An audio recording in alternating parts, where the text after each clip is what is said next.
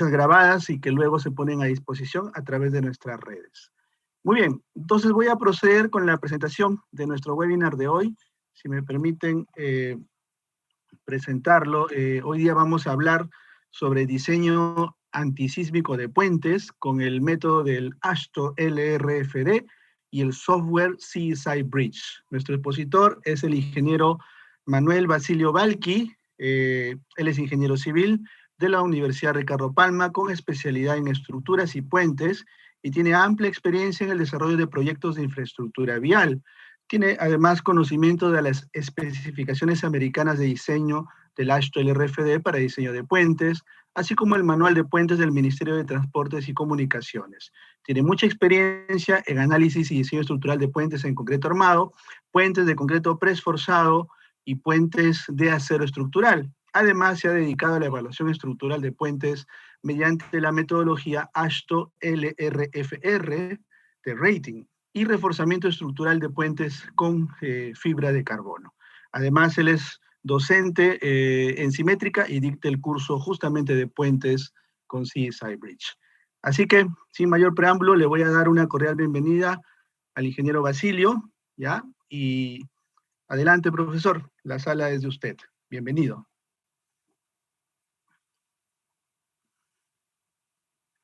El micrófono, profesor.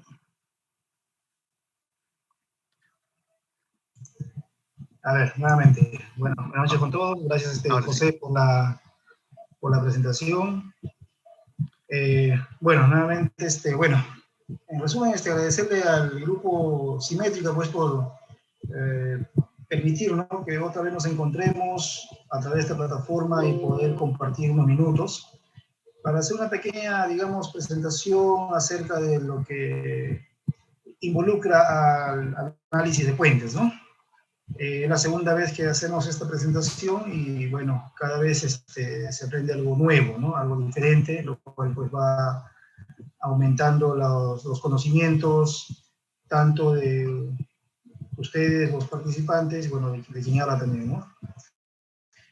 Bueno, a ver, para no extender un poco tanto la presentación, bueno, quien les habla pues es el ingeniero José Manuel Basilio Balqui, ¿no? Ingeniero civil, egresado de la Universidad Ricardo Palma. Y bueno, durante toda mi actividad profesional pues me he dedicado a la especialidad de estructuras y puentes, ¿no? Y también a la docencia en la Universidad Ricardo Palma y en otras casas de estudios.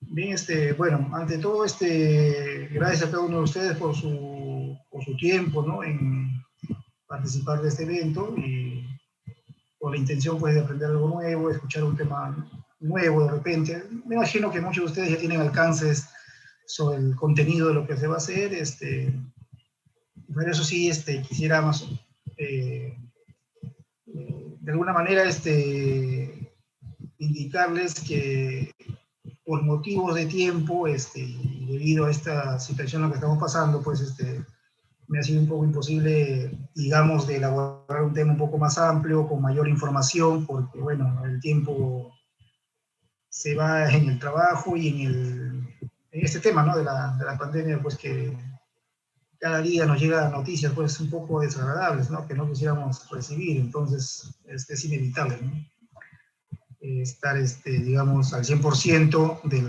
de lo que uno quisiera, ¿no?, para poder desarrollar algo interesante. Bien, entonces, bueno, el contenido que vamos a ver, pues, digamos que es algo introductorio, un pequeño resumen de lo que se puede desarrollar más adelante, lo que es un curso que se está elaborando, ¿no?, en el grupo Simétrica. Seguramente la fecha se les va a comunicar, el contenido también del curso, ¿no?, para que, digamos, en esa etapa se pueda desarrollar un poco más de amplitud del contenido, ¿no?, de esto. ¿Sí? Me imagino que la mayoría de ustedes son alumnos todavía de las escuelas de pregrado de las universidades, o algunos ya son egresados, y seguramente tienen algunos conceptos o alcances relacionados con la ingeniería de puentes, ¿no?, en general, ¿no?, porque la ingeniería de puentes es muy amplia, pues abarca lo que es el diseño, el mantenimiento, la construcción, el reforzamiento, En fin, tiene un gran campo de aplicación lo que es la ingeniería de puentes, ¿no? No solamente va por la parte de diseño o de análisis estructural, ya sea también haciendo, digamos, uso de procedimientos de análisis estructural simplificado, o como podemos también desarrollarlo a través de un software especializado en análisis de puentes como es el CSBridge, ¿no? Que es una herramienta de ayuda muy importante para los ingenieros civiles que estamos, digamos, trabajando ya hace buen tiempo en lo que es la ingeniería de puentes, ¿no? Porque el programa CSBridge pues está orientado básicamente al análisis estructural de puentes. ¿Bien? También nos permite hacer el diseño estructural, ¿no? Entonces, bueno, pasemos a lo que es el desarrollo del contenido, del tema. A ver, era aquí, ¿no? Compartir. Bien, como les decía, los puentes son estructuras, pues, importantes, ¿no? Son estructuras que requieren digamos, una atención específica, una atención especial en cuanto a su análisis y diseño estructural, ¿no? Es una estructura que, pues, va a requerir, pues, ciertos conocimientos para poder llevar a desarrollar el proyecto de manera eficiente, ¿no? De tal manera de que la estructura cumpla con su vida útil y también, pues, el usuario no se vea afectado de alguna manera, ¿no? Ante un daño o un imprevisto que se pueda dar en la estructura, en el puente. Entonces, es por ello que el ingeniero estructural tiene que estar ampliamente preparado para poder analizar este tipo de estructuras, ¿no? Bien.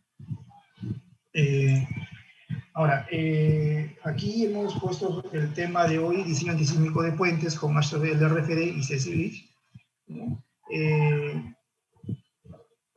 Nosotros sabemos que uno de los componentes o de las etapas del diseño de una estructura en general, ¿no? Ya sea una edificación o de un puente, pues consta, pues, del análisis por cargas de gravedad y el análisis por cargas, digamos, se podría decir, por eventos extraordinarios, ¿no? Que en este caso vendría a ser el sismo.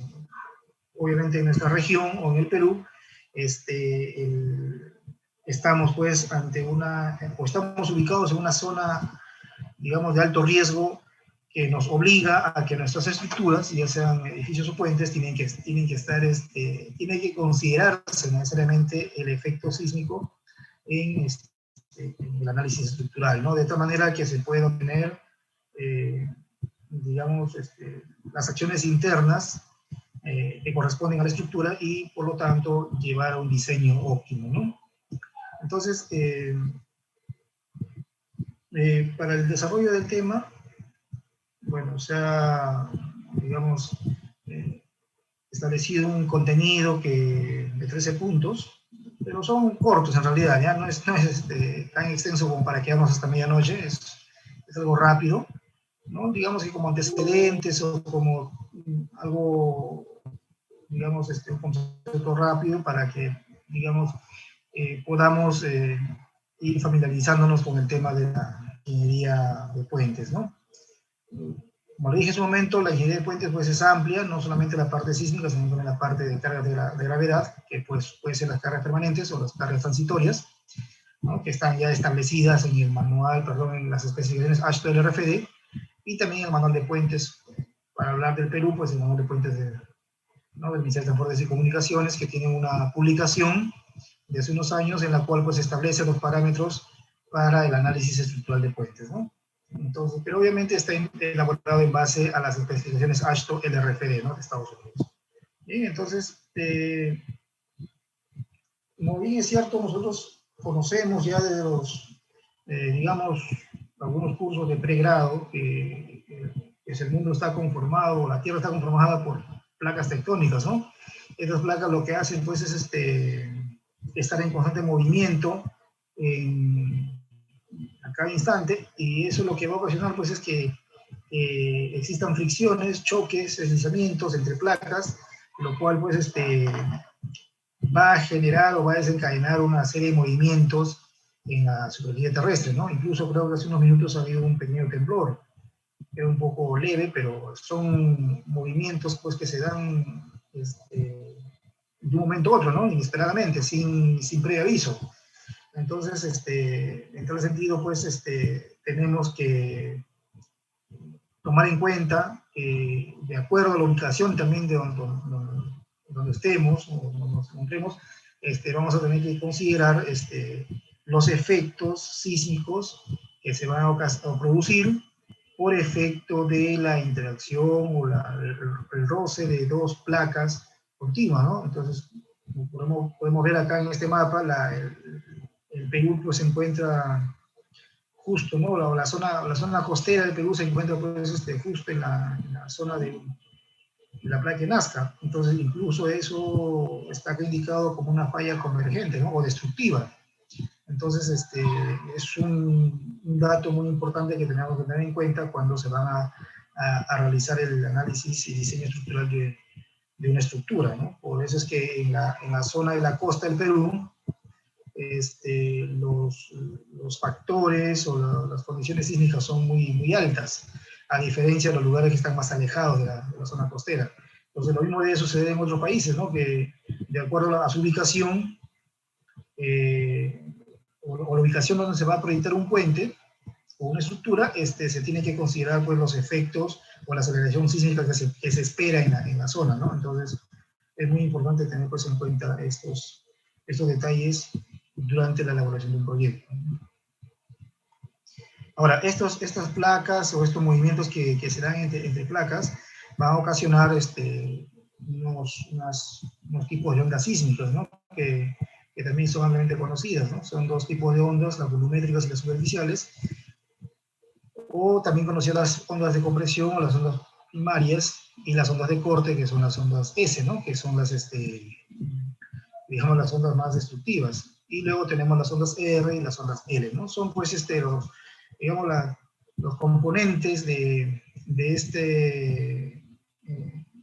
este comportamiento de las placas, ¿no? De la interacción entre las placas, pues va a generar ese tipo de ondas, ¿no? Y cada onda pues tiene un comportamiento diferente y tiene unos efectos diferentes en las estructuras que están expuestas, ¿no?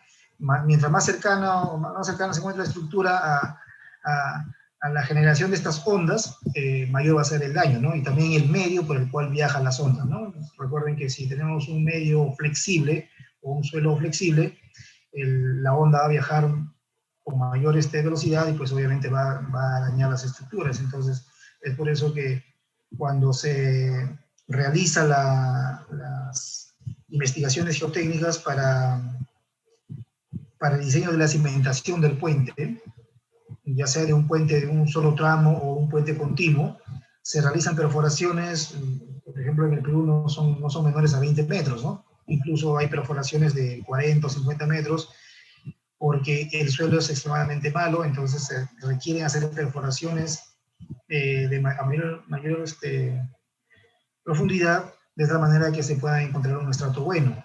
Entonces, de tal manera pues que la cimentación o toda la estructura o todo el puente pues se encuentre apoyado en un buen estrato, de tal manera de que los efectos sísmicos pues no repercutan, ¿no? Con mayor intensidad en la estructura. ¿Bien? Entonces es por eso que es importante pues conocer este tipo de ondas, digamos. Hay especialidades que se dedican a profundizar un poco más, ¿no? Por ejemplo, cuando se quiere hacer una de las investigaciones en los estudios básicos para puentes, hay un estudio que se le llama refracción sísmica, ¿no? Que se colocan equipos en la superficie y a través de unos sensores se puede, digamos, estimar cuál es la profundidad de un estrato o qué tipo de estratos tenemos bajo la superficie, ¿no? Y para eso, si no me equivoco, se utilizan lo que son las ondas S, ¿no?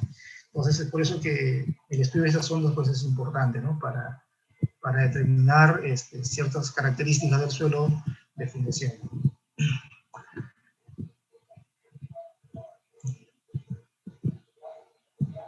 Bien, entonces,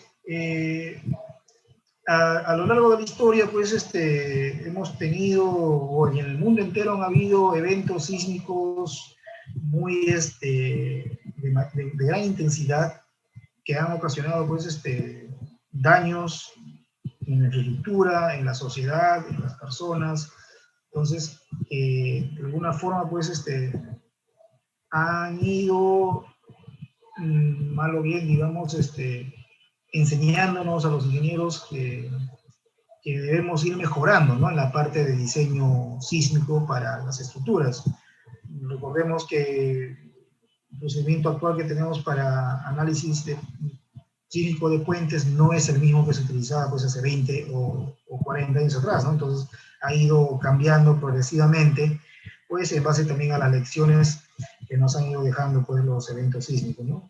Uno de los eventos sísmicos, digamos, históricos, de gran, ¿no?, estudio que hay en muchos lugares, es el que ocurrió en Kanto, en Japón, ¿no?, en el año 23, el cual, pues, trajo como consecuencia muchas pérdidas de vidas humanas. Dice acá, más de 142.000 personas que perdieron la vida. ¿Y por qué es, digamos, no sé por qué lo citan muchas veces este tipo, o este evento de este año? Es porque, como dije hace un momento, ¿no?, el evento sísmico es impredecible, no se puede determinar o estimar en qué momento va a llegar. Sin embargo, en este evento, en el año 23, en el año 1923, al parecer hubo una actividad inusual en algunos perros que estuvieron aullando constantemente durante mucho tiempo, y las personas aparentemente, pues, no sabían a qué se debía esta actividad inusual de los animales. Y cuando ya faltaba 2 minutos para la medianoche, pues se desencadenó un sismo de alta intensidad, pues, que trajo estos efectos, ¿no? Incluso el puente Azuma, que está ubicado en Japón, pues, en la zona, pues, sufrió daños irreparables, ¿no? Llegó al colapso incluso. Uno de ellos, ¿no? Porque vemos en la imagen que son 2 puentes paralelos, uno de ellos llegó al colapso.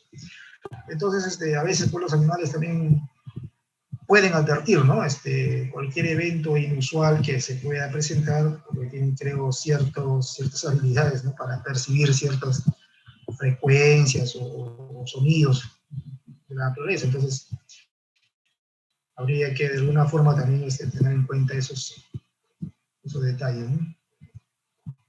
Luego, en Loma Prieta, en el año 89, también ocurrió un sismo de alta intensidad. Hubieron menos muertes, pero sí ocasionó muchos daños en la infraestructura vial, ¿no?, en la infraestructura local. Entonces, digamos que es importante, pues, ir recopilando los diferentes eventos sísmicos, entre tantos que han habido a nivel mundial, ¿no?, entre tantos que han sido registrados, y que, bueno, forman parte, pues, de las diferentes lecciones que nos da la naturaleza para poder tomar en cuenta un correcto o adecuado diseño estructural de los puentes, ¿no? No solamente de puentes, ¿no?, sino de estructuras en general, ¿no? Dotar a las estructuras de las armaduras de refuerzo necesario, ¿no?, de tal manera, pues, que se evite un colapso súbito, ¿no?, porque las estructuras, pues, no son indestructibles, ¿no?, sino tienen cierto... se le permite cierto daño, ¿no?, pero digamos que nos dé el tiempo al usuario de poder evacuar el lugar oportunamente, ¿no?, no que falle súbitamente, ¿no?, y pues trayendo como consecuencias pérdidas irreparables, ¿no?, de vidas humanas. Luego, otro evento que ocurrió a nivel mundial que también es ampliamente estudiado, difundido, es el que ocurrió también en Japón otra vez, ¿no?, el sismo de Kobe, el cual, pues, fue un sismo de gran intensidad, porque también, en este caso, sí trajo más de 6.000 personas que perdieron la vida, y muchos daños en la estructura local, ¿no? En la infraestructura vial, en los viaductos, como vemos en la imagen, un viaducto, digamos, elevado, completo, pues yace totalmente destruido por efecto de este sismo, ¿no? Que fue de gran intensidad. Puentes, ¿no? Estructuras que se supone que deberían seguir prestando servicio luego de un evento sísmico, sin embargo, pues se encuentran en colapso, ¿no? Aquí también hay un detalle que hay que tener en cuenta, ¿no? Cuando se analiza una estructura, es muy importante tener en cuenta el asiento de la superestructura, quiere decir la cajuela, porque si no se le dota de una cajuela con una longitud suficiente, ¿no? Que permita el desplazamiento de la superestructura cuando ocurre el evento sísmico, entonces la superestructura, como vemos en la imagen de la derecha, pues puede, digamos, por el mismo desplazamiento, movimiento de la superestructura, puede pues salirse, ¿no? O caerse de su cajuela, siempre que esta cajuela pues sea de una longitud reducida, ¿no? A veces no se toma en cuenta este detalle cuando se realiza el proyecto de un puente y se coloca una cajuela pequeña, pero no se advierte de que puede ocasionar un daño a futuro, ¿no? Cuando ocurre un evento sísmico. Y más aún cuando el puente es desviajado. O sea, quiere decir cuando el alineamiento del puente pues no es totalmente recto, sino tiene unos ciertos ángulos en las esquinas. Esto hace que las cajuelas o las esquinas tengan pues ciertas dimensiones que eviten que ante una pequeña rotación en planta o desplazamiento, la superestructura pues se salga de su asiento, ¿no? De la cajuela. Un dato importante de lo ocurrido en el sismo de Kobe del año 95, a nivel de puente estamos hablando, ¿no? Porque en realidad pues los sismos que estoy citando hasta el momento, en realidad pues han afectado, aparte de los puentes, a viviendas y a personas, ¿no? Pero estamos hablando de los puentes, es el ocurrido con el puente Akashi Keikyo, ¿no? Que hasta hace algunos años atrás ostentaba el récord mundial en la tipología de puentes suspendidos, ¿no? O también llamado puentes colgantes. Este puente pues ostentaba el récord mundial por la longitud y todas sus características, incluso por la ingeniería que se aplicó. Durante su construcción, o fue donde ocurrió el sismo de Kobe en el año, ¿no? Entonces, ¿qué ocasionó el sismo de Kobe en este puente? Pues que la longitud inicial del tramo central, que medía 1990 metros, pues se amplió en 1 metro, porque el epicentro pues estaba ahí justo entre las dos torres. Entonces ocasionó pues que la longitud del tramo central se aumente de 1990 a 1991 metros. Entonces esa variación de la longitud pues digamos fue estudiada por los ingenieros nuevamente y fue absorbida o fue, digamos, como que no hacía mucho efecto en la longitud, para la longitud total del puente, ¿no? O sea, quiere decir que 1 metro de desplazamiento entre las torres no afectaba demasiado a la estructura, ¿no? Otro dato importante de este puente que está ubicado en esta zona es que, si bien es cierto, pues nosotros, claro, eso también se debe a la ubicación en la que nos encontramos, ¿no? Nosotros nos encontramos en un sitio donde los efectos sísmicos son, pues, los eventos extremos de gran importancia, pero también hay zonas en el Perú donde, pues, hay un evento sísmico asociado al viento que tiene que también ser tomado en cuenta, ¿no? Pero son lugares puntuales, ¿sí? Y de repente esa velocidad del viento no es tan, digamos, tan elevada, tan alta, que ocasione daños sustanciales en las estructuras. Sin embargo, este puente estaba, digamos, está ubicado en una zona pues, de tifones, ¿no? Entonces, de terremotos y tifones. O sea, tenía estaba una ubicación, pues, digamos, muy comprometida, ¿no? Que ponía en riesgo la estructura, a la inversión también de la estructura, ¿no? De esta obra, pues, impresionante. Entonces, los ingenieros a cargo del proyecto, pues, tuvieron la brillante idea de elaborar un prototipo a escala de aproximadamente 40 metros de longitud. O sea, un modelo a escala de aproximadamente 40 metros de longitud para poder ser ensayado en un laboratorio, ¿no? Entonces, y para la época en la que se estaba elaborando el estudio, creo que el estudio de este puente duró como 10 años, un poco más. Entonces, en la época que se estaba elaborando el estudio de este puente, ni siquiera había en Japón un laboratorio para poder ensayar un modelo a escala de 40 metros, ¿no? Entonces, lo primero que tuvieron que hacer es construir un laboratorio adecuado para un modelo a escala de 40 metros y poderlo ensayar, ¿no? Ahora, ¿bajo qué fue ensayado este puente? Fue ensayado, pues, para eventos sísmicos y para eventos de viento, ¿no? Para la acción del viento. De los dos análisis, para los dos, ante los dos eventos que se le sometieron a este modelo a escala, pues fue el evento asociado al viento el que, digamos, generaba mayor se puede decir, daño a la estructura, ¿no? O podría generar mayor daño a la estructura. Entonces, los ingenieros, pues, a cargo del proyecto tuvieron que colocar los reforzamientos o hacer el análisis que corresponde para poder garantizar la seguridad que necesita la estructura, ¿no? El puente Akashikeiji. Y como dije, pues hasta hace unos años se estaba el récord mundial, ¿no? En esta tipología de puentes. Actualmente el puente más largo del mundo en esa tipología se encuentra en China, ¿no? Fue inaugurado, creo, hace un año o 2 años.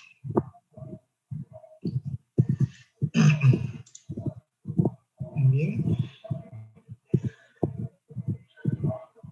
Ahora, ya acercándonos a nuestro país, como antecedentes que tenemos, y por estar ubicados también, como vimos en la primera presentación del mapa de las placas tectónicas que forman parte de la Tierra, la placa Nazca, pues, está en toda la zona costera del Perú y de Chile.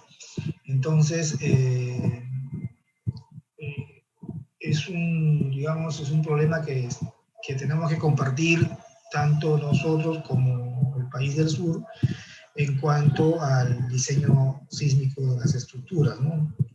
Entonces, en el año 2010 ocurrió, pues, un sismo, también llamado como el sismo de Valparaíso, ¿no? El sismo que, bueno, según los registros de Chile, pues, o a nivel mundial, se ha reportado como uno de los 5 sismos más potentes que se han registrado en la historia moderna, ¿no?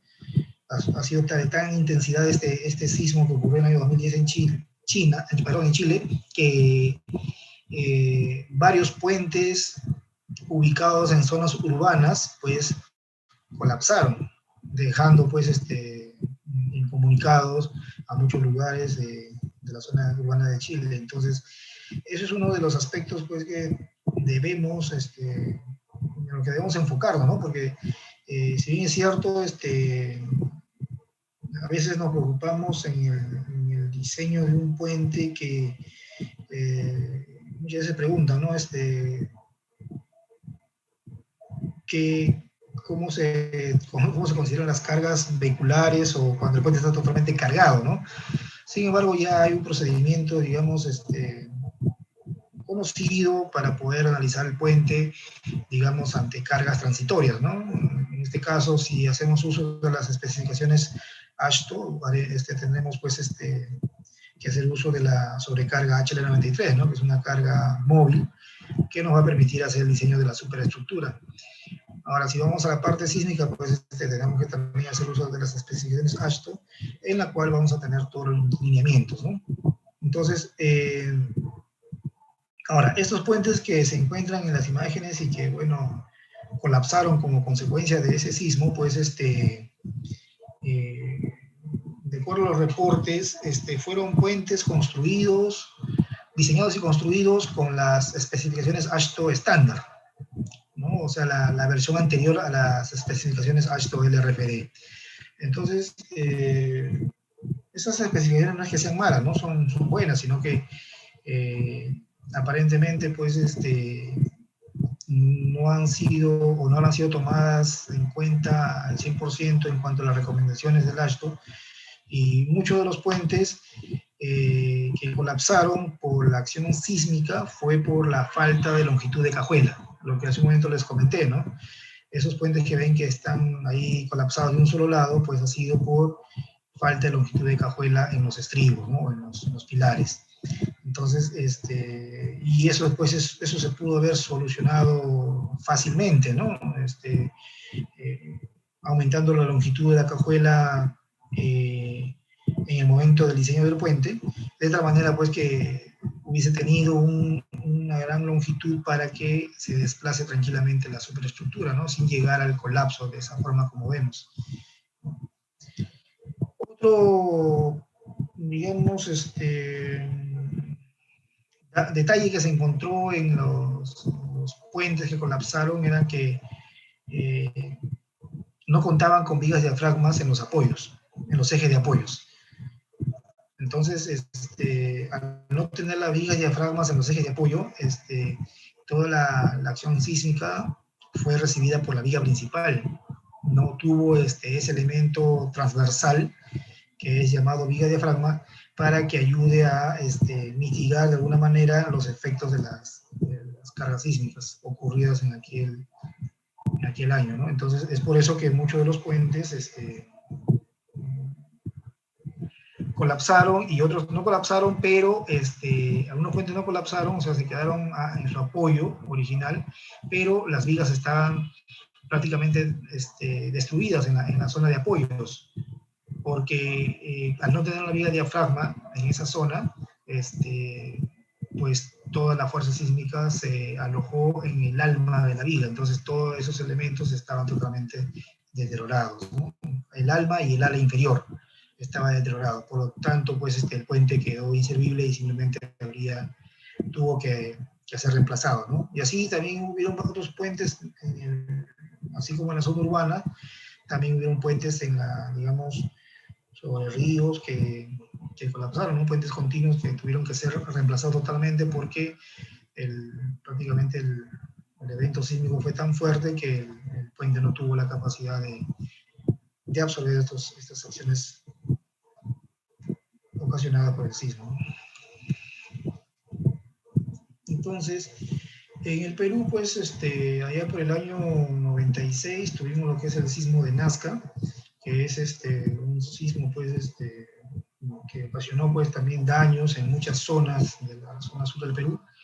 Y un caso particular que se dio fue, pues, el puente Los Baños, que está, si no me equivoco, en Moquegua, al sur del Perú, el cual, pues, es una estructura continua, tipo cajón, la superestructura es tipo cajón, continua, en la cual, pero no está empotrada con los pilares intermedios, simplemente se encuentra apoyada, solo la superestructura es continua. ¿Ya? Entonces, al estar simplemente apoyada sobre los pilares intermedios, la superestructura al tener un desplazamiento por la acción sísmica, ocasionó pues que aquí en los pilares, en los topes que tenía aquí, en los topes sísmicos, se dio un impacto, ¿no?, entre la superestructura y los pilares o subestructura, de tal manera de que se agrietaron todos estos topes sísmicos y parte de los pilares, dejando también la varilla de refuerzo expuesta, ¿no? Entonces, eso, bueno, al menos la superestructura no colapsó, pero ya la subestructura, pues, fue la que se encargó de alguna manera de recibir todos los efectos del sismo, ¿no? Todos los daños ocasionados por el sismo. Y no solamente en la parte superior, sino también en la parte inferior, en la zona de empotramiento de los pilares y de la zapata. También se dieron fisuras o grietas en el concreto debido, pues, a este desplazamiento, ¿no? Vemos aquí que el pilar no se encuentra totalmente vertical, sino ha sufrido un pequeño desplazamiento, si no me equivoco, era de 5 a 10 centímetros en diferentes lugares. Había un desplazamiento horizontal, del pilar intermedio.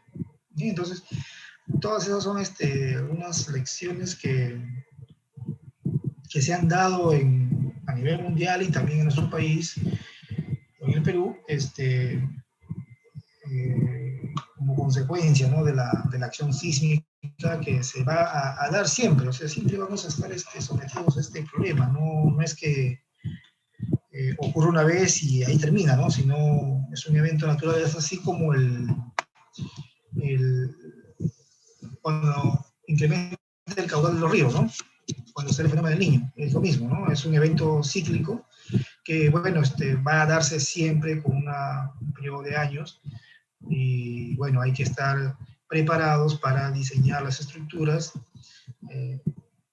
no digamos para que sean indestructibles, ¿no?, porque sería, pues, una estructura muy costosa, sino, digamos, aprender a convivir con estos eventos naturales, pero de tal manera tampoco que las estructuras sufran daños, pues, súbitos, ¿no?, o irreparables. ¿Sí?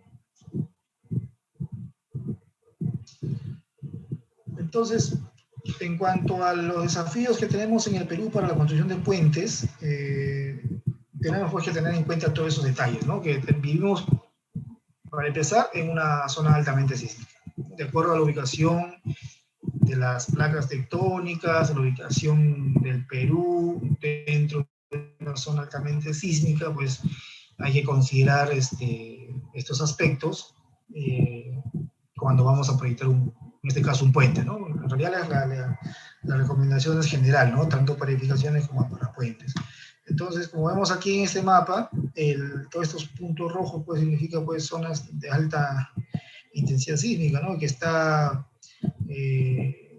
digamos, más cercano a la zona costera del Perú. Entonces, y a medida que se va alejando, pues, como que va disminuyendo los efectos sísmicos o disminuirían los efectos sísmicos en las estructuras proyectadas. Entonces, estos detalles hay que tener en cuenta cuando vamos a proyectar nuestros puentes, ¿no? Entonces, acá vemos también en este mapa que la zona de Lima, Ica, Arequipa y Moquegua, pues, son digamos, las 4 zonas más, digamos, de más alto riesgo, ¿no?, más vulnerables cuando queremos proyectar un puente, ¿no? No quiere decir que a nivel nacional no sea vulnerable, porque el sismo puede darse, pues, en cualquier lugar, pero de acuerdo a los registros que ya manejamos, siempre la zona costera es la más afectada, ¿no? Así como la zona norte es la más afectada cuando ocurre el incremento o el evento del fenómeno del Niño, la zona sur es la más afectada cuando se da un evento sísmico, ¿no? Entonces, es digamos, un evento, una característica propia de nuestra zona, ¿no?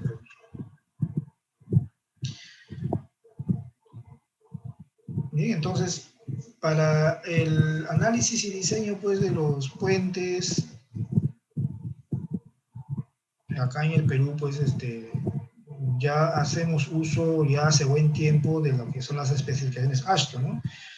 Esto, ¿por qué es importante conocer? Porque hace, digamos, 40 o 50 años atrás, pues, de acuerdo a manifestaciones propias de muchos ingenieros que ya cuentan con una amplia experiencia en el análisis de puentes, ¿no?, con un gran nombre en ese tipo de trabajo, comentan, pues, que antiguamente los ingenieros estructurales que se dedicaban al diseño de puentes eran ingenieros que también se dedicaban a edificaciones, ¿no? Ahora creo que está un poco más, digamos, segmentado, ¿no? Los de edificaciones están más metidos en ese tema y los de puentes en ese tema, ¿no? Entonces, pero antes no, antes era el mismo ingeniero estructural que veía edificaciones, también veía puentes. Entonces, ¿qué es lo que se hacía en la práctica antiguamente, no?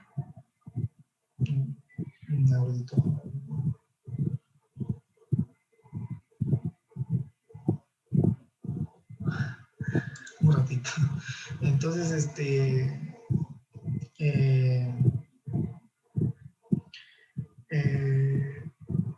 ya, como antiguamente los ingenieros que se dedicaban tanto a edificaciones, también se dedicaban a puentes, entonces,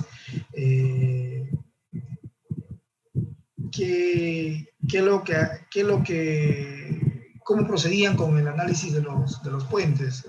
digamos que tomaban el mismo criterio que se usaba para edificaciones. A veces tomaban un 10%, la fuerza horizontal lo tomaban con un 10% del peso de la estructura, ¿no? Para tener una fuerza horizontal, ¿no? Y generar una solicitación, una acción interna en la estructura. Eso era lo que, digamos, de alguna forma han comentado los ingenieros ya antiguos, ¿no? Que esa era la forma como se determinaba los efectos en la estructura de un puente y obviamente se calculaba la armadura de refuerzo, ¿no? Que necesitaba, considerando de forma similar a lo que se hacía en edificaciones, ¿no? Digamos algo así como el SUX, solo que el SUX ya es más elaborado, ¿no? Tiene más parámetros. Antiguamente creo que se utilizaba un 10%, 15%, hasta 20% del peso de la estructura para tener una fuerza horizontal. Entonces, del mismo modo se procedía con los puentes, ¿no? Entonces, eso era lo que se hacía antiguamente. Entonces, en la actualidad, pues ya ha ido mejorando los criterios para el análisis sísmico de puentes. Es así que tenemos pues las especificaciones AASHTO, tenemos pues la guía de diseño sísmico y también las especificaciones AASHTO, ¿no? Que, bueno, ambos nos dan los parámetros, una gran variedad de información para poder, digamos, tomarlo en cuenta durante el análisis sísmico de un puente, ¿no? En realidad, pues, la información contenida en estos libros, o estos documentos, es muy amplio, y es, digamos, importante, pues, que el ingeniero que está involucrado en este tipo de trabajo, pues, tenga conocimiento de todos los alcances, ¿no? Y sobre todo de los comentarios, porque la bibliografía del AASHTO, pues, es un documento un poco complejo de leer y de entender, y más aún con los comentarios, ¿no? Que a veces te da ciertos alcances o ciertas mejoras que a veces nos ayuda mucho, ¿no? Para poder entender bien estos detalles. Entonces, y asimismo también tenemos el manual de puentes en el Perú, que en realidad pues es una adaptación de las especificaciones AASHTO LRFD, ¿no? Pero es importante citarlo porque las especificaciones AASHTO pues han sido elaboradas para las condiciones propias de Estados Unidos, ¿no? Que tienen su propia aceleración sísmica, su propia zona sísmica, entonces su propio tipo de suelo. Entonces, nosotros no podemos usar directamente esos parámetros que están en el AASHTO o en la guía sísmica, porque obedecen a parámetros para Estados Unidos, ¿no? Porque para esa zona ha sido elaborada. Entonces nosotros tenemos el manual de puentes, en la cual pues tenemos algunos parámetros que tenemos que considerar propios para el análisis sísmico de los puentes, ¿no? Como es el tipo de suelo, la aceleración, que repito, no va a ser la misma, ¿no? La que está en Estados Unidos, ¿no? Que está en el mapa de isoaceleraciones de los documentos que publique el AASHTO, ¿no? Entonces es por eso que nosotros tenemos, digamos, un manual de puentes con ciertos cambios o adaptaciones que son propios de nuestro país, ¿no? Para nuestra realidad. Bien.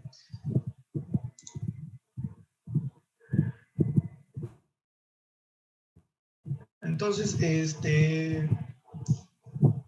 en el manual de puentes tenemos muchas recomendaciones, muchas indicaciones con respecto a los criterios del análisis de puentes, tanto por carga de gravedad, carga transitoria y también por cargas o por efectos sísmicos. Y uno de los, digamos, datos importantes es el estudio de riesgo sísmico, ¿no? Que tenemos que realizar para poder tener una seguridad, una certeza de lo que estamos buscando cuando analizamos una estructura. Por ejemplo, si no me equivoco, en el manual de puentes se indica que para estructuras mayores a 150 metros se debe realizar un estudio de riesgo sísmico. Sin embargo, si estamos proyectando un puente de, digamos, 50 metros o de 100 metros, de 2 o 3 tramos en la zona costera del Perú, es necesario pues, que le realicemos un estudio de riesgo sísmico, porque, como ya hemos visto, pues la zona costera es la zona de más alto peligro sísmico, ¿no? En el Perú. Entonces es necesario tener un alcance, ¿no? de cuál es la aceleración que se espera en la zona de emplazamiento del puente, ¿no? Donde vamos a construir el puente. Entonces, no podemos evitar ese estudio de riesgo sísmico. Es necesario para poder cuantificar o determinar digamos, la aceleración del suelo y con ello pues, poder elaborar el espectro de aceleraciones que va a ser necesario para el análisis del puente. Entonces, este detalle, este dato es importante para cualquier puente, ¿no? De cualquier longitud. ¿Sí? Esto es lo que le decía hace un momento, ¿no? En el manual de puentes tenemos nuestro mapa de isoaceleraciones, en el cual, para poder elaborar el espectro de aceleraciones que se encuentra contenido o indicado en las especificaciones AASHTO y manual de puentes, nos van a pedir 3 parámetros, ¿no? Entre varios parámetros, mejor dicho, no son solo 3. En naranja el tiempo que nos pide. Son 3 aceleraciones, ¿no? La aceleración a 0 segundos, o llamado PGA, ¿no? Y la aceleración a 0.2 segundos y la aceleración a 1 segundo. Entonces, esas aceleraciones para un mismo lugar, pues se van a obtener de 2 maneras, ¿no? Ya sea con el estudio de riesgo sísmico, que es un riesgo puntual en un cierto lugar, la cual nos va a dar pues, la aceleración, ¿no? Esperada en el lugar donde se va digamos, a construir el puente, y también pues haciendo uso de estos mapas, ¿no? de isoaceleraciones. Quiere decir, si quisiéramos construir un puente, no sé, en esta ubicación donde estoy señalando con el mouse, entonces habría que ubicar esa ubicación también en este otro mapa y en el tercer mapa, en los 3 mapas, de tal manera que obtengamos las 3 aceleraciones que nos pide, que se requiere, mejor dicho, para poder elaborar el espectro de aceleraciones para el análisis sísmico, ¿no? O sea, en la misma ubicación tenemos que determinar 3 aceleraciones, a 0 segundos, que es el primer mapa, a 0.2 segundos y a 1 segundo. Entonces, ¿qué hacemos entonces si tenemos el estudio de riesgo sísmico y acá nos arroja una aceleración, ¿no? Por ejemplo, aquí nos puede arrojar una aceleración, no sé, de 0.5, ¿no? Con un estudio puntualizado, focalizado, y en el mapa de isoaceleraciones, aquí nos arroja un resultado de 0.43, por decir, ¿no? O 44. Entonces, tendríamos que tomar la aceleración obtenida con el estudio de riesgo sísmico, ¿no? Si acá nos da 0.5 y acá nos da un resultado de 0.4 o 44, entonces tomaríamos el estudio de riesgo sísmico, porque es un estudio pues, elaborado en el emplazamiento donde va a estar el puente, ¿no? Porque recuerden que estos mapas de isoaceleraciones son han sido elaborados en base a unos equipos y han sido calibrados, ¿no? A ver qué dicen por aquí. Allá. ¿No? Entonces, es por eso que es importante, ¿no? Acá hay digamos, hubiese sido oportuno colocar esa imagen, pero bueno, se pasó. Había un ejemplo que ocurrió hace unos años en un proyecto.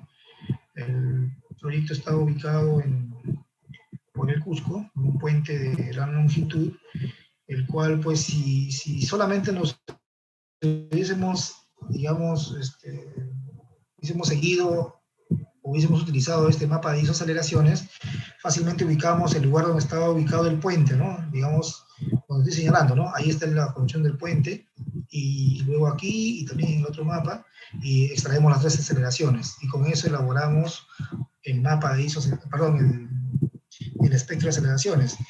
Y con eso pues analizamos, lo ingresamos al software, ¿no? Ya sea el CCD, Bridge, SAP 2000 o cualquier otro programa que conozcamos, y nos iba a dar los emplazamientos en el puente. Pero, ¿qué sucede? Que en ese proyecto se decidió, porque era un proyecto, pues, un puente de gran dimensión, una tipología un tanto especial, se decidió, pues, hacer un estudio de riesgo sísmico. ¿Por qué motivo? Porque como la longitud del puente era considerable, el estrato en una de las márgenes, o el tipo de suelo en una de las márgenes, era totalmente diferente en la otra margen. No era igual. Entonces, si nosotros hacemos uso directamente del mapa de isoaceleraciones, vamos a tomar la aceleración por igual, ¿no? Para todo el puente. No vamos a diferenciar tanto una margen de la otra margen, porque este mapa no diferencia, ¿no? La margen izquierda o la margen derecha de un río, simplemente te dice, para esta ubicación, la aceleración que vas a considerar es tanto, ¿no? De acuerdo a la interpolación que puedas hacer, de acuerdo a la ubicación donde vas a construir el puente. Sin embargo, el estudio de riesgo sísmico, que es puntual, y es lo recomendable para cualquier puente que se va a construir, obviamente se va a tener que realizar pues, en donde va a estar ubicado los apoyos del puente, ¿no? Entonces, eso fue lo que ocurrió en este caso, que la margen izquierda era totalmente diferente a la margen derecha. Entonces, me estoy refiriendo al tipo de suelo, ¿no? Entonces, al tener dos tipos de suelos, obviamente la aceleración o el efecto en el puente no iba a ser el mismo. No se podía considerar una sola aceleración para ambas márgenes porque, obviamente, los estratos o el tipo de suelo no era el mismo, lo cual pues iba a repercutir en un mal análisis estructural, ¿no? Del puente. Bien, es por eso que hay que tener un poco de cuidado cuando se usa el mapa de isoaceleraciones y también el estudio de riesgo sísmico, ¿no? Los dos son válidos, pero hay que tener mucho cuidado con estos detalles. Bien, entonces, aquí, para más o menos ver la importancia de lo que es los criterios sísmicos o las condiciones sísmicas mediante la cual se diseña una estructura y cómo va cambiando con los años debido a las investigaciones y a los mismos aportes, ¿no? Que da el sismo, ¿no? Porque recuerden que las mejoras que se han ido dando a través de los años han sido pues consecuencia, ¿no? De tantos sismos que se han dado y pues han traído pues colapso de edificaciones, de puentes, incluso de carreteras mismas que han fallado, ¿no? Entonces,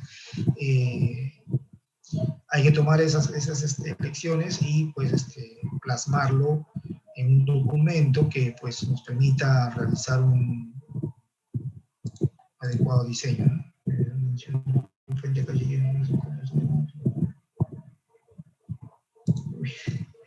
Ya, un ratito contesto todo bien. Entonces, como vemos acá, ¿no? Tenemos mejoras que se han ido dando con los años en cuanto a los criterios de análisis sísmico para puentes, sobre todo para puentes continuos, ¿no? Que son las estructuras donde se puede decir más repercuten, ¿no? Los efectos sísmicos, porque cuando analizamos en muchos casos o se analiza, se diseña un puente de un solo tramo, pues en muchas ocasiones se suele analizar los estribos, ¿no? Los apoyos laterales del puente, con un análisis pseudoestático, ¿no? Lo cual también requiere la aceleración del suelo, pero se convierte en fuerzas horizontales, ¿no? Y se determina, pues, los efectos del estribo. Sin embargo, un puente continuo, pues, lo recomendable es utilizar un análisis dinámico, ¿no? Análisis elaborando un espectro de aceleraciones para poder, digamos, determinar adecuadamente o realizar adecuadamente el diseño de los pilares intermedios, ¿no? Que son los elementos que se van más esforzados durante la acción sísmica. Entonces,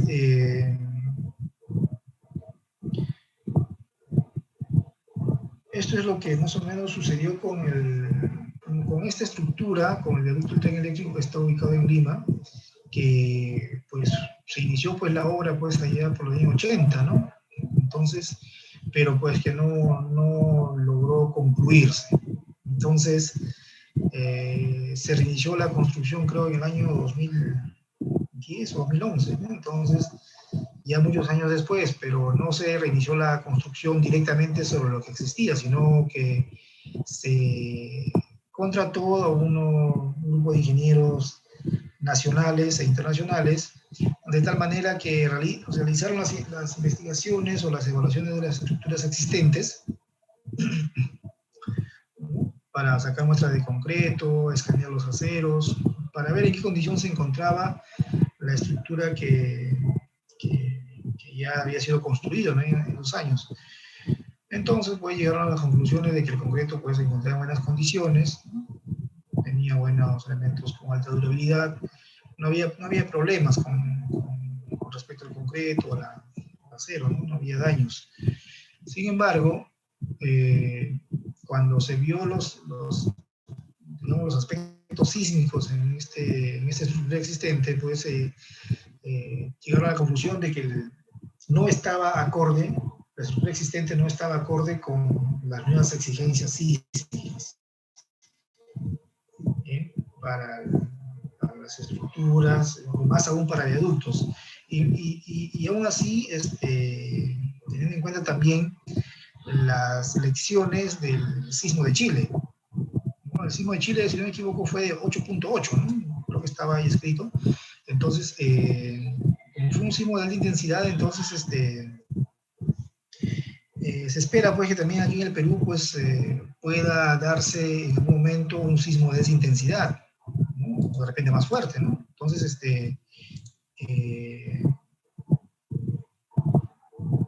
para prevenir un daño súbito en la estructura o en el viaducto tecnoeléctrico, se tomó la decisión de hacer un reforzamiento de estas estructuras, ¿no? Para poder preservar la estructura ante la ocurrencia de un sismo de intensidad.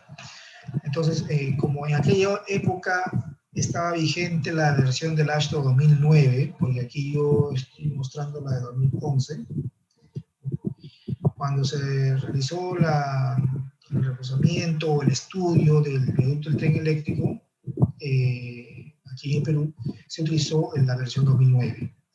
¿Bien? Entonces, en base a estas especificaciones del AASHTO, se determinaron, pues, en qué medida tenía que, de alguna forma, reforzarse o rehabilitarse,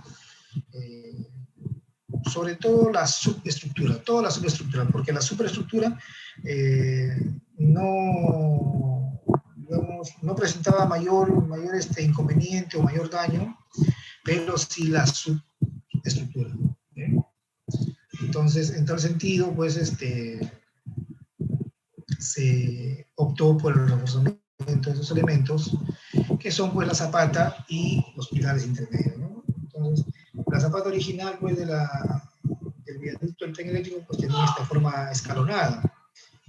Seguramente para el momento, para la época en la cual se diseñó este viaducto y se construyó, pues, esta era digamos, lo que necesitaba el proyecto, ¿no? Lo adecuado, ¿no? Tanto en la cimentación, en la zapata, como en los pilares intermedios, ¿no? Era lo que necesitaba.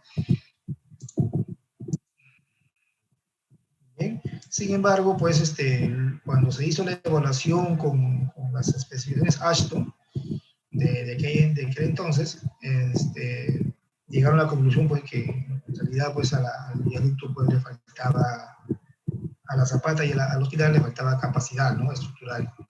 Entonces, en tal sentido, se decidió, pues, aumentar el área de contacto de la zapata, como ven acá, en la imagen inferior. La zapata original, que es escalonada, pues se modificó su geometría de tal manera, pues, que se aumentaba el área de contacto, porque recuerdan ustedes que se genera una excentricidad, ¿no?, ocasionada por las cargas actuantes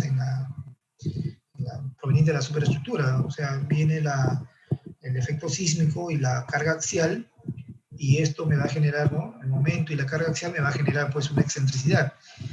Si esta excentricidad, pues, sale del tercio central, pues, es peligroso para cualquier estructura, ¿no?, no solamente para un viaducto. Entonces, siempre se procura, pues, que esta excentricidad caiga dentro del tercio central, ¿no?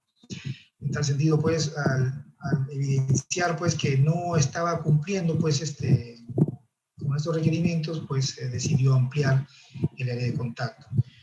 Entonces, ahora, la ampliación de este área de contacto, pues, fue un trabajo un tanto interesante, ¿no?, porque no no era solamente colocar acero de refuerzo a los costados y vertir concreto y ya con eso quedaba solucionado, sino se realizaron perforaciones en el concreto existente, en la zapata existente, se colocaron unas barras tensoras, no cables, sino barras, y con eso pues se aplicó una fuerza de esfuerzo para que la zapata antigua con la zapata nueva pues digamos de alguna forma se vuelva un solo elemento, ¿no? Como ven acá la imagen. ¿Sí? Y esto lo podemos ver aquí en el proceso constructivo, ¿no? Obviamente todo ello tiene que tener un plano de detalle, ¿no? Un plano luego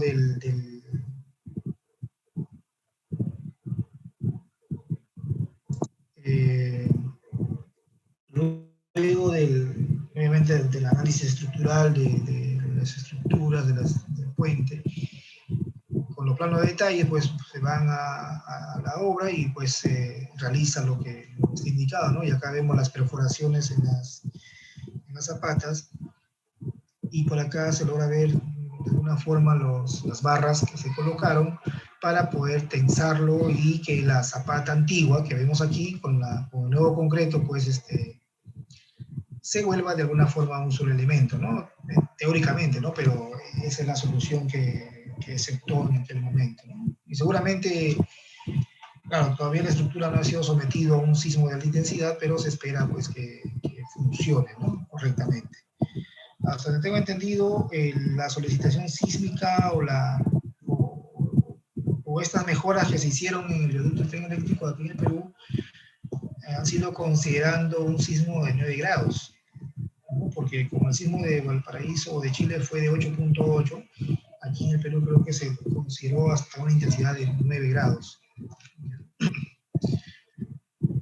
Entonces, luego del reforzamiento de zapatas, pues también hay que hacer el reforzamiento de pilares.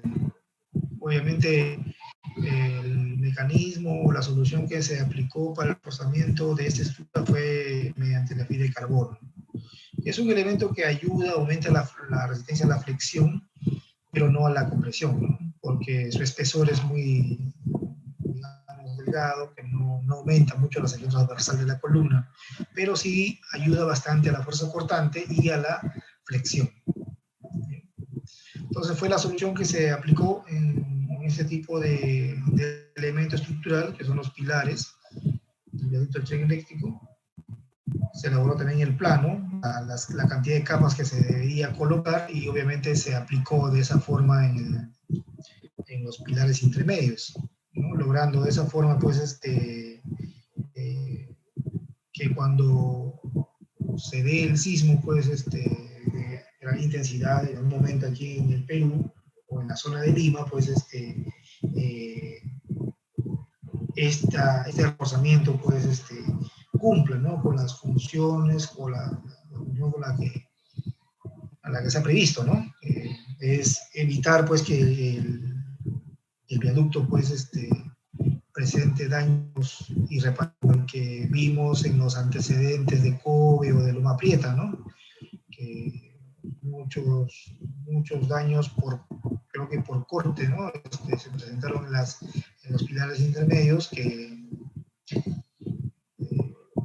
no es bueno para cualquier estructura, ¿no? Se supone que la falla por cortante pues es una falla, digamos, súbita, ¿no? Que no permite ya al usuario, no le da tiempo de evacuar el lugar oportunamente, ¿no? Y se queda pues ahí. Entonces, como dije, la fibra de carbono ayuda de alguna manera a mejorar la flexión, ¿no? A un elemento estructural.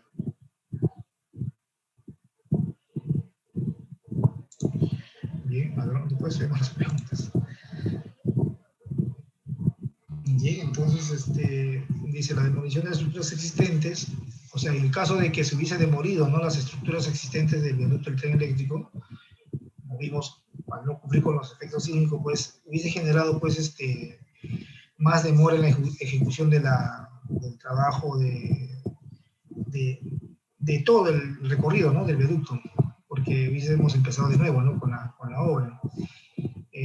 Mala imagen del proyecto, pérdida de horas hombres, bueno, riesgo de incumplir el plazo contractual, muchas cosas, ¿no?, que se pueden presentar en caso de, digamos, de demolición de una estructura, ¿no? Es por eso que existen muchos trabajos de investigación, pues, ¿no? Que abarcan, pues, lo que son hospitales, ¿no? En las cuales, pues, incluso se coloca disipadores sísmicos o aisladores sísmicos, de tal manera de que se pueda preservar a una estructura, ¿no? Incluso aquí en el viaducto del tren eléctrico se pudo haber colocado disipador sísmico, ¿no? No aislador, porque ya el aislador es para la estructura nueva, ¿no? Cuando es una estructura existente, lo más recomendable es un disipador sísmico, ¿no? Que son unos dispositivos que van de alguna forma, a mitigar o reducir los efectos de la superestructura en la subestructura, ¿no? Van a disminuir el aporte de la masa de la superestructura. También se pudo haber optado por esa solución, no haber colocado disipadores sísmicos, ¿no? Pudo haber sido otra solución, pero de repente alguien lo estudió mejor y, bueno, recomendó emplear la fibra de carbono y aumentar la zapata, ¿no? Para poder tener una mejor área de contacto entre la zapata y el suelo de fundación, ¿no? Entonces, hay muchas maneras, pues, se puede decir, de rehabilitar una estructura existente que, bueno, haya sido diseñado con un código de diseño antiguo o con criterios antiguos de análisis sísmico y, pues, haciendo uso de las especificaciones que aquí vuelvo a citar, ¿no? Que son, digamos, los documentos actuales, ¿no? Que, hablando del Perú, son los que utilizamos para el análisis sísmico de nuestras estructuras, ¿no? Repito, en cada uno de los documentos vamos a encontrar una gran variedad de información. Incluso otro documento que también se puede utilizar es el de Caltrans, ¿no? Que también tiene buena información para poder obtener parámetros mínimos de análisis estructural de puentes, ¿no? Análisis sísmico de puentes. Entonces,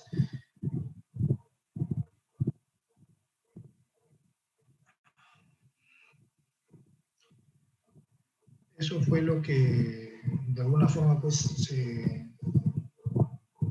se aplicó, ¿no? Y se puede aplicar en muchas estructuras, muchos puentes, edificaciones, el reforzamiento de las estructuras, pero para ello previamente hay que hacer un análisis sísmico, ¿no? Una evaluación sísmica, no solamente sísmica, ¿no? Sino también de cargas, de otras cargas, ¿no? Puede ser que necesite reforzamiento por cargas transitorias también, ¿no? Por cargas vehiculares, porque recuerden que así como el código sísmico ha ido cambiando o ha ido actualizándose, ¿no? Con las investigaciones que se han ido realizando,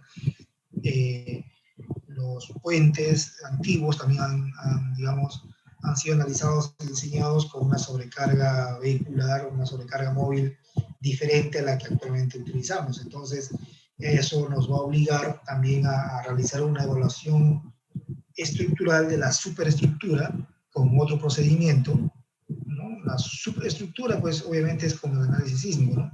Pero la superestructura tiene otro procedimiento de análisis estructural, hablando de estructuras existentes, de tal manera que nos va a dar los parámetros o los rangos, digamos, para aceptar de que la estructura o la superestructura se encuentre en buenas condiciones y con eso, pues, proceder a un reforzamiento estructural de acuerdo al material del que está construido, digamos, el material predominante de la estructura, ¿no? Digamos, si es para concreto armado, pues se requiere un reforzamiento específico. Si es para acero estructural, se requiere también un reforzamiento específico, ¿no? No es el mismo. Entonces, todo esto, pues, es una, digamos, forma parte de la ingeniería de puentes, ¿no? Tener en cuenta todos estos detalles.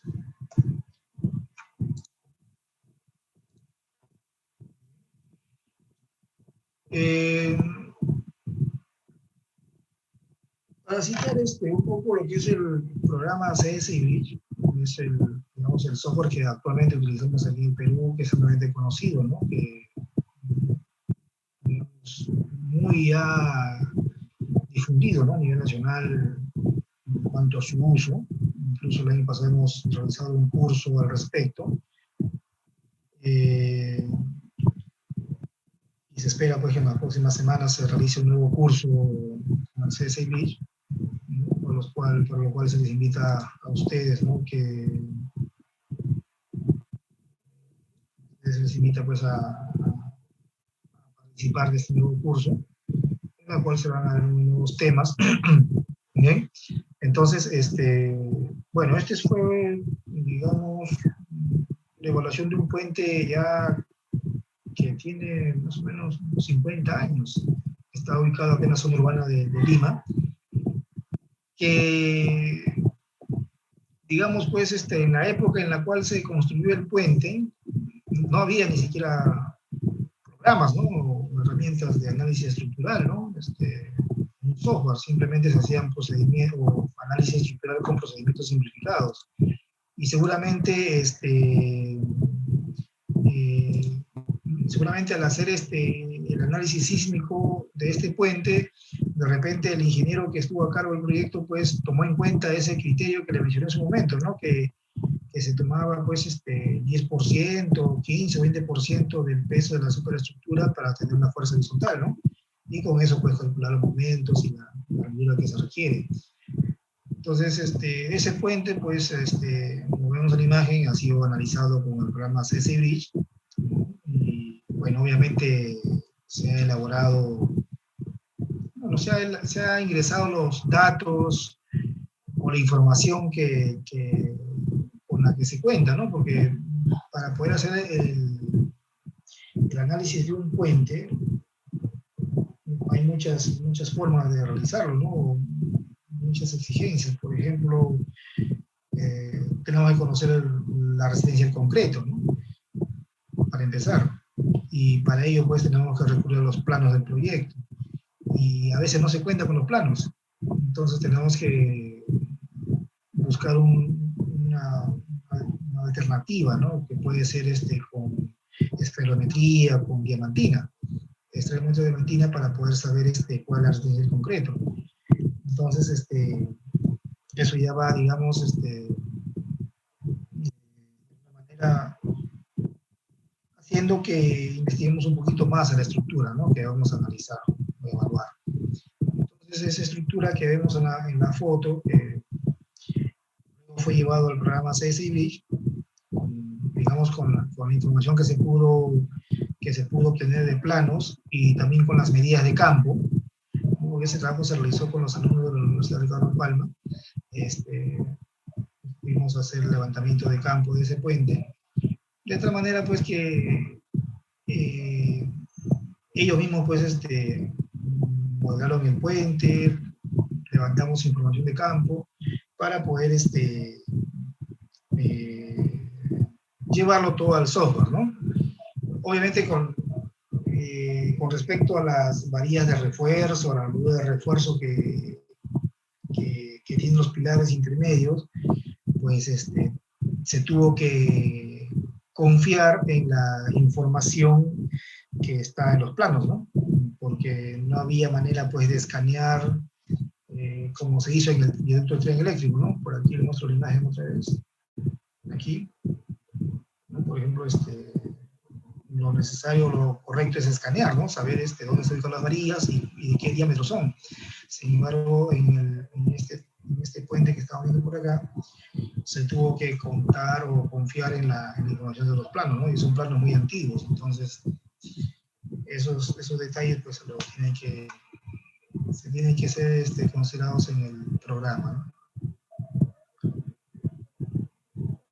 ¿No? Entonces, como se hace la evaluación, o se estuvo haciendo la evaluación en base a las especificaciones vigentes, ¿no? Para análisis sísmico de puentes, pues aquí es lo que les estoy mostrando, ¿no? El mapa de isoaceleraciones para la zona de Lima metropolitana. Ahora, lo que le dije hace un momento, ¿no? Este mapa de isoaceleraciones, pues, hay que tomarlo con cuidado, ¿no? Porque en una margen puede tener un tipo de aceleración o un tipo de, digamos, de tipo de suelo, y la otra margen puede tener otro tipo de suelo, ¿no? Entonces hay que ver esos datos o esos detalles para el momento de elaborar el espectro de aceleraciones. Ahora, como este trabajo fue a nivel académico, pues se optó por utilizar el mapa de aceleraciones del manual de puentes del Ministerio de Transportes y Comunicaciones, ¿no? Y ahí vemos pues las aceleraciones que se tomaron con PGA a 0.2 segundos y a 1 segundo, ¿no? Y con eso se elaboró el espectro de aceleraciones, que fue pues llevado al programa CSI Bridge para analizar este puente continuo, y luego pues se obtuvieron los desplazamientos esperados, ¿no?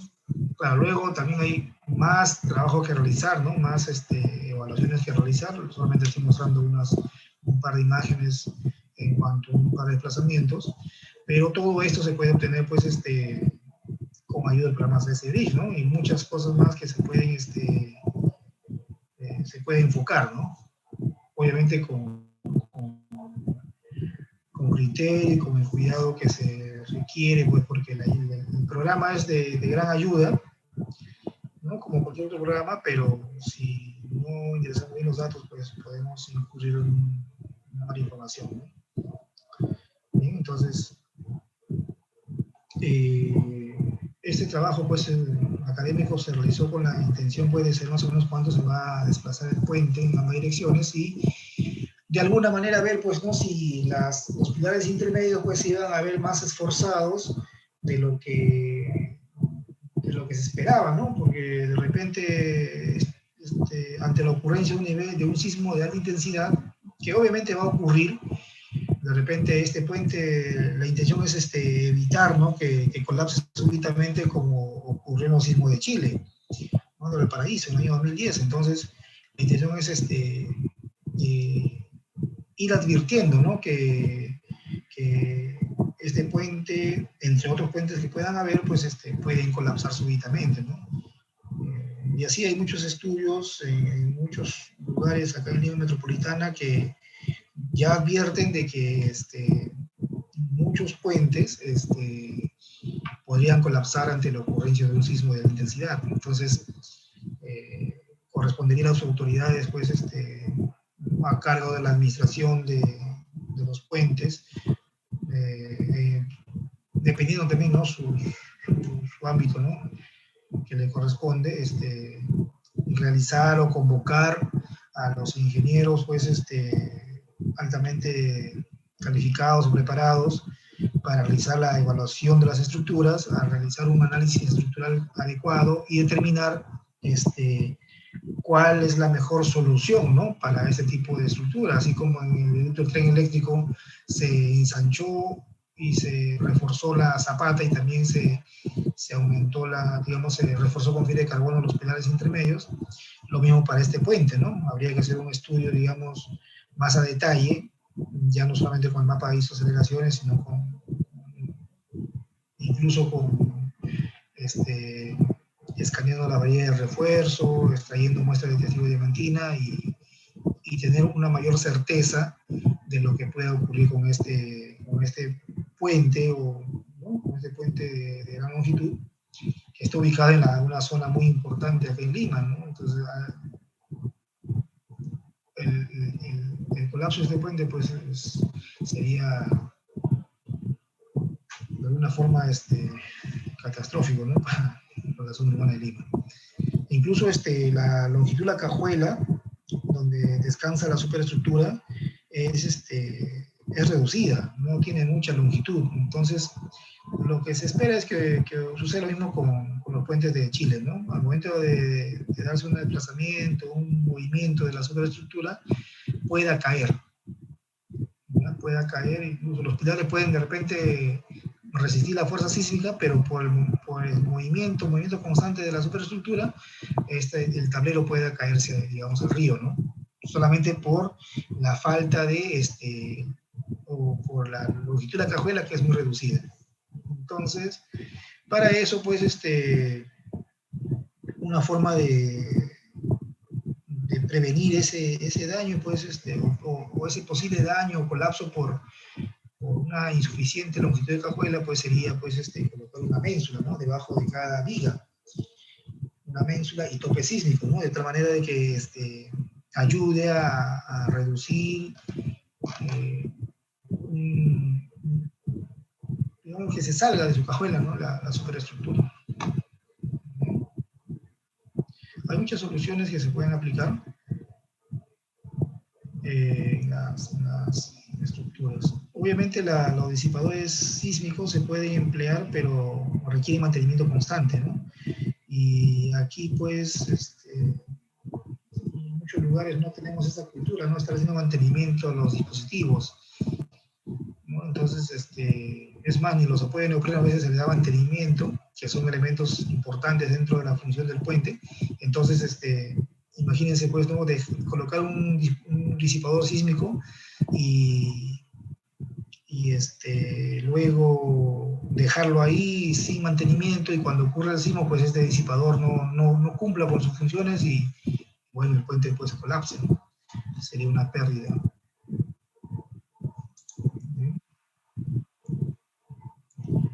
Bueno, estimados, creo que hay unas preguntas de parte de ustedes, ¿no? Por aquí. Ahí el puente Ricardo Palma, creo que del año 60, creo, ese puente. Por ahí tengo los planos. A ver, ingeniero, le apoyo con las preguntas, ¿ya? Sí. A ver, muchas gracias ante todo por la exposición. Ha sido una charla muy global, completa, digamos, sobre todos los temas que se tratan en un curso de puentes formal, digamos, ¿no? Entonces, por aquí han surgido algunas preguntas que he podido compilar relacionado con algunos temas sísmicos, algunos temas de diseño y también algunos temas de reforzamiento, ¿no? A ver, por ejemplo, acá vi una pregunta interesante de Clemente que decía, cuando usted habló de los sismos, sobre la escala y magnitud de los sismos, ¿no? Si hay alguna relación con la escala de Richter y la aceleración del sismo, ¿no? Si pudiera comentar algo al respecto, ingeniero. Sí, es justo lo que estoy viendo ahorita, ¿no? Dice, sí. ¿qué relación tiene la escala de Richter con la aceleración del sismo? Por ejemplo, si se llega hasta cierta intensidad de relaciones es de grado 7 en la escala de... Buena pregunta.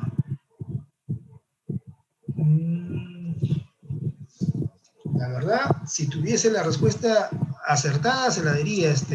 ¿Quién hace la pregunta? Clemente Julián Pacara, ¿no? La verdad, porque esto sí, no estoy muy familiarizado con el tema de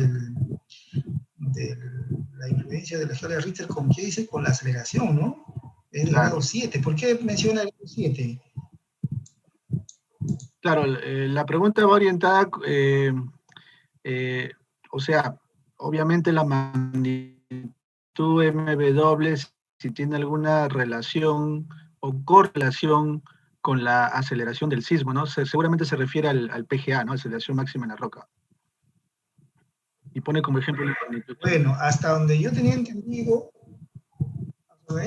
la escala de Richter, como es un tanto antigua, creo que de los años 30, ¿no? No tiene la, digamos,